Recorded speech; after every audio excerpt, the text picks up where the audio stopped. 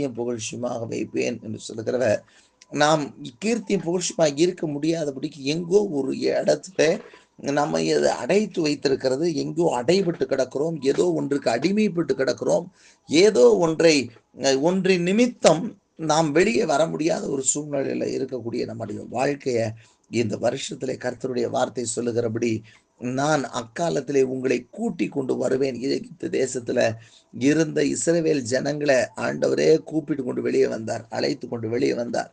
அவர் அழைத்து வந்ததை நாம் வேதத்துல பார்க்கிறோம். வந்து அவர்கள ஆண்டவர் அந்த இடத்துல கீர்த்தியும் புகழ்ச்சியுமாக வைக்கிறதையும் நாம் வேதத்திலே பார்க்கிறோம். அவரை கண்டு எல்லாம் எங்கும் பேசப்படுகிறது.